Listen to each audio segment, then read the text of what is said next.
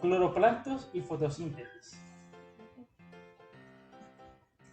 Como tabla de contenido, les explicaremos la biogénesis de los cloroplastos, los plastos, sus tipos, la definición, su origen, su estructura, sus características, los movimientos, sus funciones, la importancia de las proteínas en los cloroplastos, los pigmentos, la definición de la fotosíntesis, el proceso donde se realiza la fotosíntesis, su estructura, su fusión clorófila, su fase luminosa y oscura, su ciclo de Kelvin, su floema y xilema, sus tipos de hojas, los tipos de plantas y por último les explicaremos la diferencia de fotosíntesis y la respiración celular.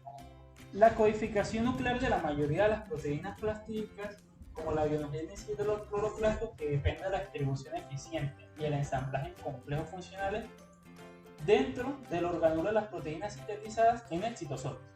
En la biogénesis de los cloroplastos encontramos los plástidos que se desarrollan a partir de estructuras precursoras, llamadas proplástidos, y esto se convierte en leucoplastos, carentes de pigmentos o en cromoplastos, entre los que se encuentran los cloroplastos. La presencia de la membrana interna del cloroplástido crece y emite vesículas en dirección a la estroma, que luego se forma en saco aplanado, y estos son los futuros gilacoides que forman la grana. En los plastos se clasifican en leucoplastos y cromoplastos.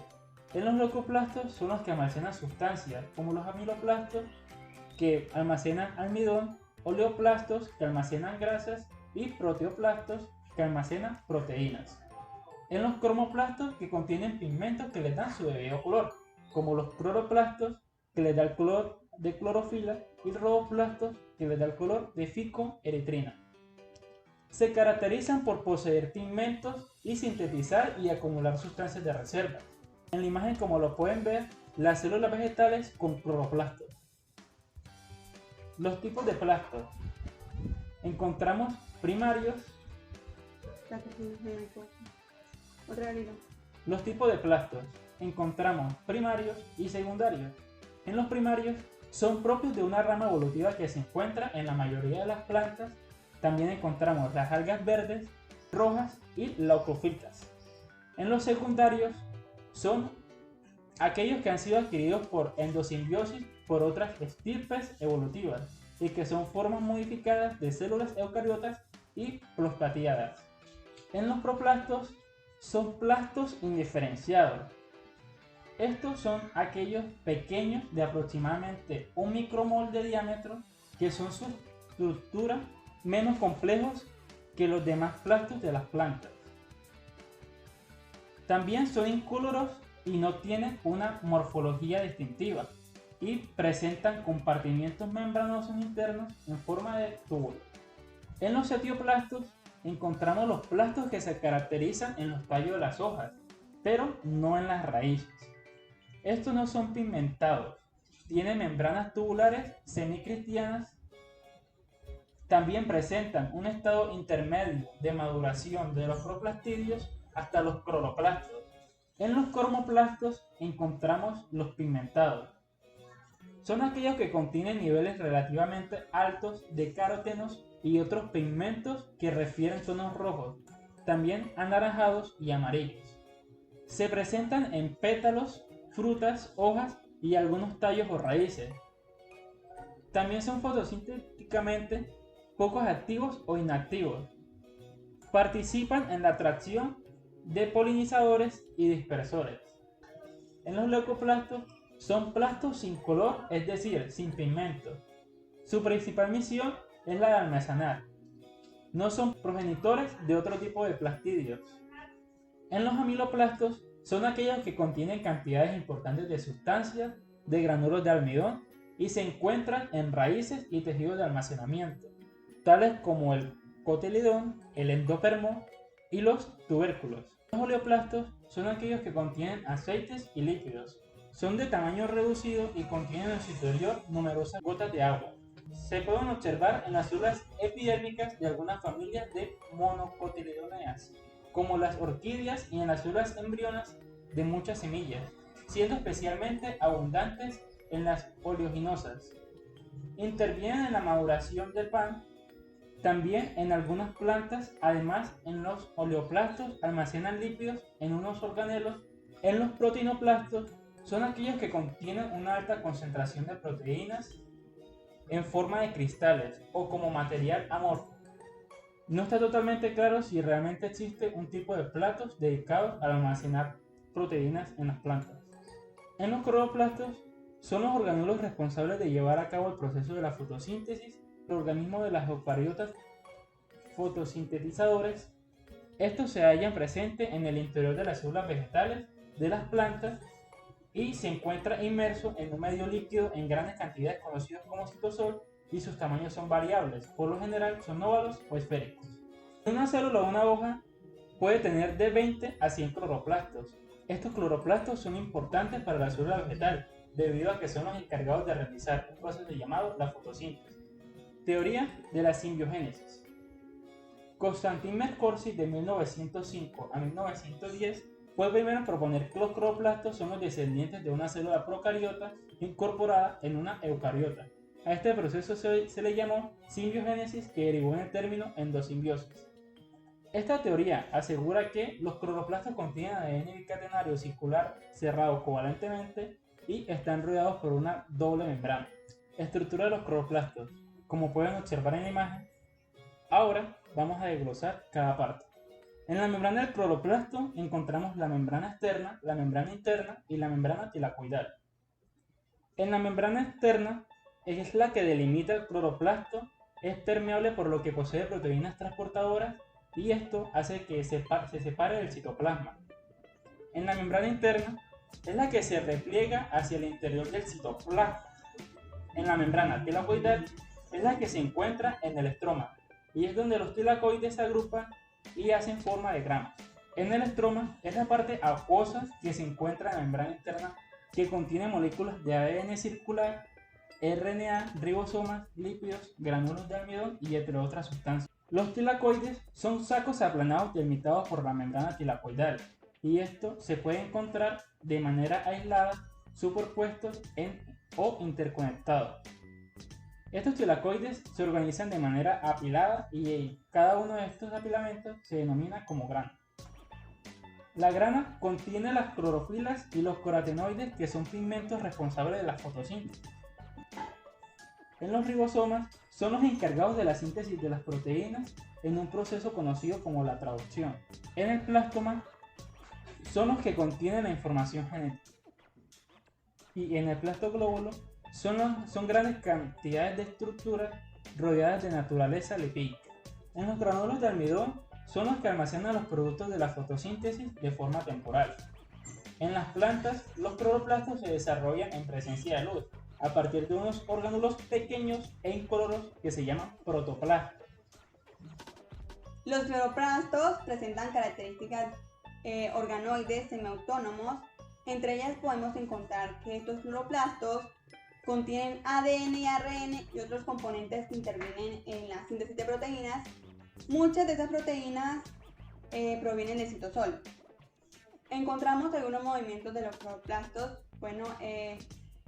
Más que todo estos experimentan desplazamientos y deformaciones por acción de las corrientes citoplasmáticas o lo que se les llama ciclosis.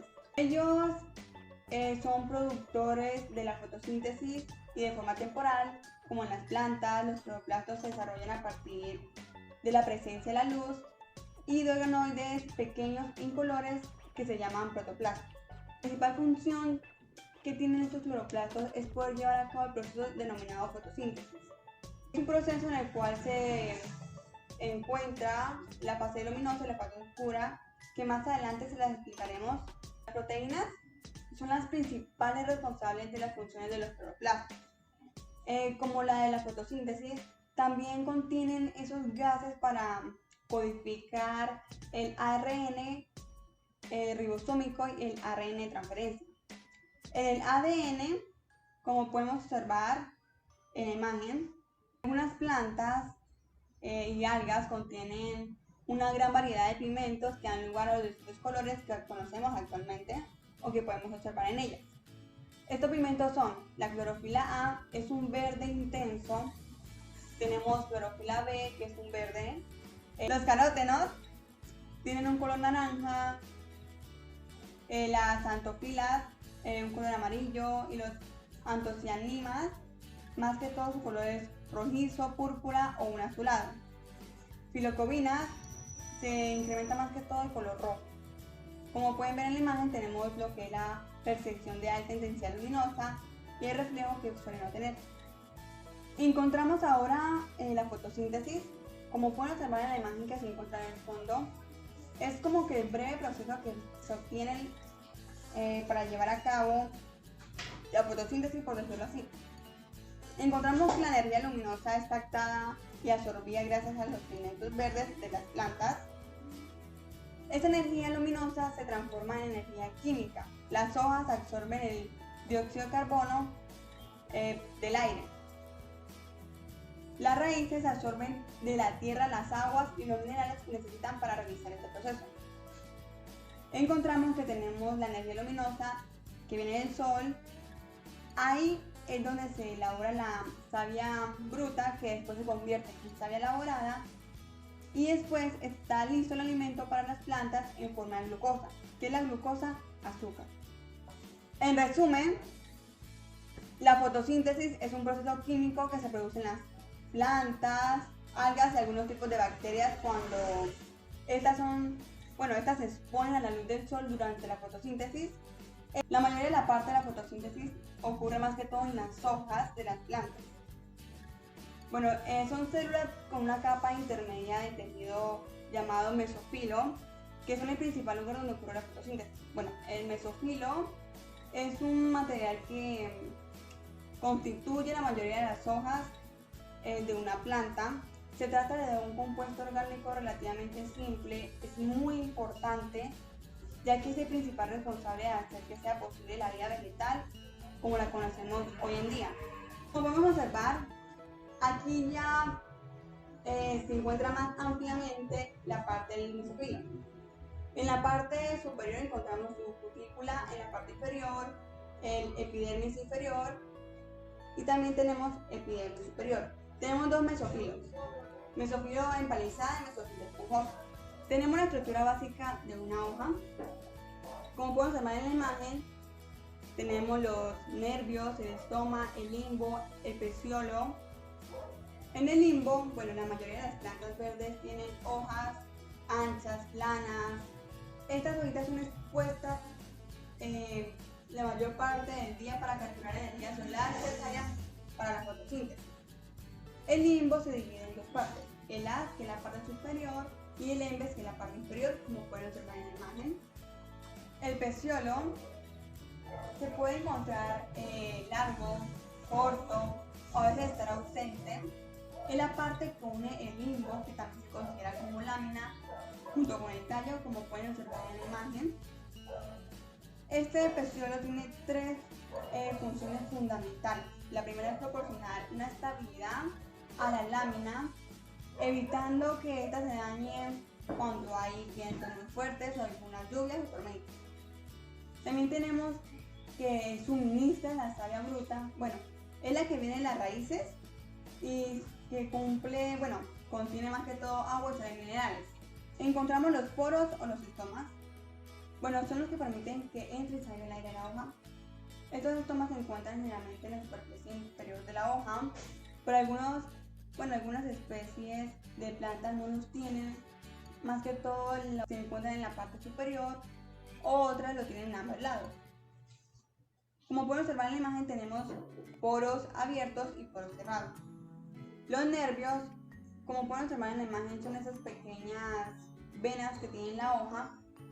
Ellos son los encargados más que todo de transportar el agua de los tallos hasta las hojas, junto con la glucosa que es producida también. Esta glucosa se pasa igualmente por las hojas a través de estos dichos nervios. Estructura compleja y simple de la hoja. Ahí podemos observar que la hoja simple es la que tiene el peciolo y una sola lámina.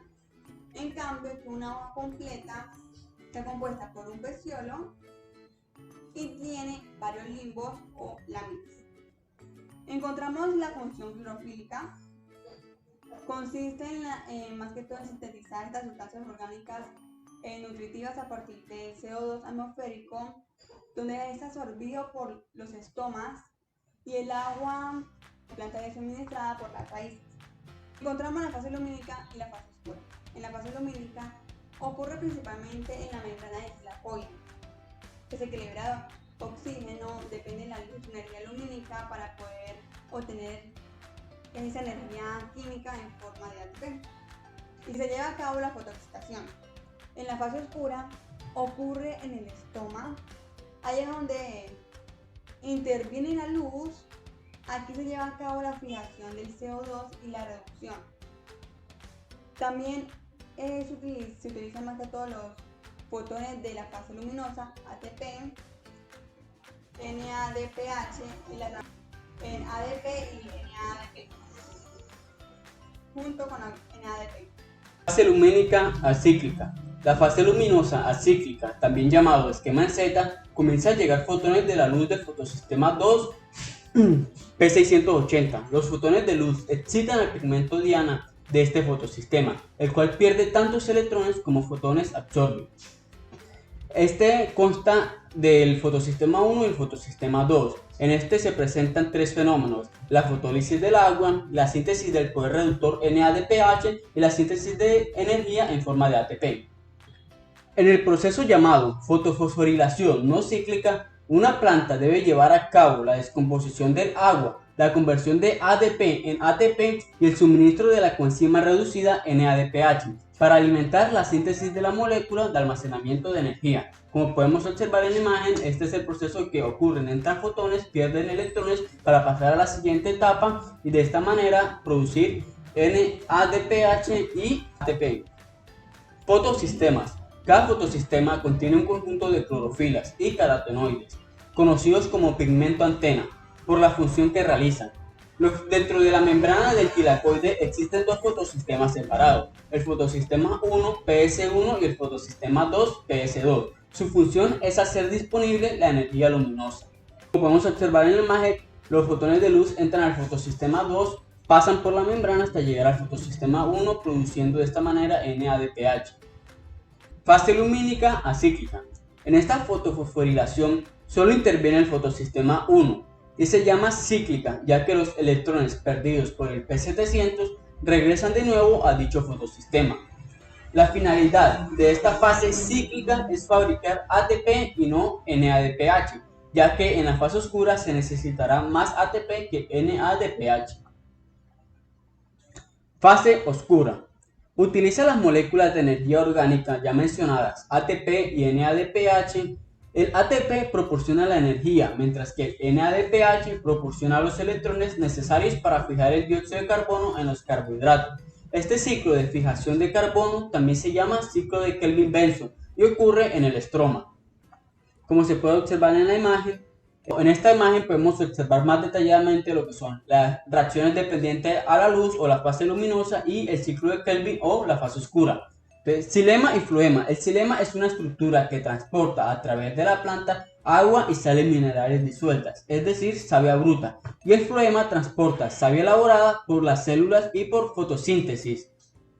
Como podemos observar en la imagen, el xilema tiene un flujo unidireccional, transporta agua y sales minerales, no tiene paredes entre las células y está reforzado con lignina. Por otra parte, el floema es un flujo bidireccional, transporta agua y alimentos, savia elaborada y tiene paredes con perforaciones, que es por donde pasa el floema. Estos son algunos tipos de hojas, como lo podemos observar. Tipos de plantas: C3, C4 y CAM. Las plantas C3 son plantas normales, no tienen adaptaciones para producir la fotorrespiración. Casi el 85% de las especies pertenecen a este grupo. Por ejemplo, el arroz, el trigo, el tomate, la soya abren sus estomas de día. Plantas C4. Plantas de ambiente cálido y soleado abren sus estomas en el día. En este grupo están cerca del 3% de todas las plantas vasculares, por ejemplo, la caña de azúcar y el maíz. Plantas CAM. Son plantas adaptadas a ambientes secos. Por ejemplo, los cactus y las piñas. Estos utilizan el metabolismo crasolasial, CAM, para reducir al mínimo la fotorrespiración. Abren sus estomas en la noche. Fotosíntesis versus respiración celular. La fotosíntesis es el proceso biológico donde la energía solar se usa para transformar el dióxido de carbono y el agua en carbohidratos y oxígeno. La respiración celular es el proceso biológico por el que los carbohidratos y el oxígeno se transforman para producir energía en forma de ATP. Como se puede observar en la imagen, son, por así decirlo, procesos contrarios, ya que la fotosíntesis produce glucosa y oxígeno a partir de agua y dióxido de carbono con una fuente de energía. Por otra parte, la respiración celular utiliza la glucosa y el oxígeno para producir ATP en forma de energía y también se puede producir dióxido de carbono. Proceso de la fotosíntesis. La fotosíntesis. La fotosíntesis es un proceso que las plantas realizan para fabricar sus propios alimentos y así poder crecer y desarrollarse. Para poder realizarla necesitan varios elementos: la luz del sol, el dióxido de carbono que obtienen del aire y del agua. También necesitan la clorofila, que es una sustancia verde que tienen todas las plantas y que es fundamental para poder realizar la fotosíntesis, ya que sin ella no se podría hacer. Proceso de la fotosíntesis. La planta transforma el agua, la luz solar y el dióxido de carbono en oxígeno. Las plantas absorben el agua y las sales minerales de la tierra por las raíces. Esta mezcla se llama savia bruta. La savia bruta pasa de la raíz al tallo y se distribuye por el resto de la planta a través de los tubos leñosos o xilema, hasta llegar a las hojas. Las hojas captan el dióxido de carbono a través de los estomas. Y es justo aquí, en las hojas, donde se realiza la fotosíntesis. En las células de las hojas encontramos los cloroplastos, que contienen un pigmento llamado clorofila, que es el que le da el color verde a las hojas. Estos permiten captar la luz del sol. Con la savia bruta, la luz del sol y el dióxido de carbono, se realiza la fotosíntesis, proceso por el que la savia bruta se convierte en savia elaborada y se distribuye por el resto de la planta a través de los vasos liberianos o floema. Es en este momento cuando se expulsa el oxígeno. Recuerda que las plantas realizan la fotosíntesis solo durante el día, ya que necesitan la luz del sol.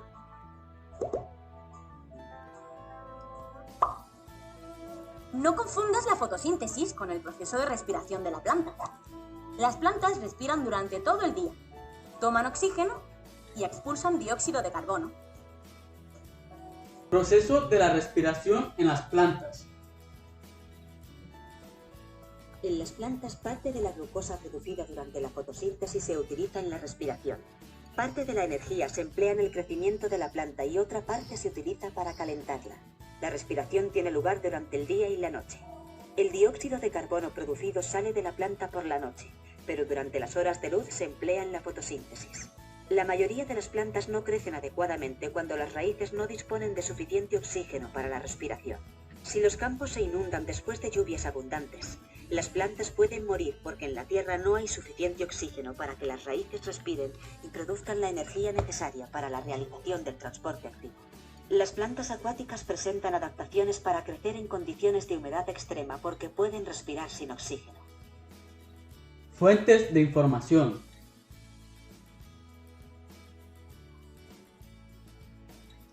Integrantes. Muchas gracias por su atención. No olviden suscribirse y darle like para más contenido de este tipo.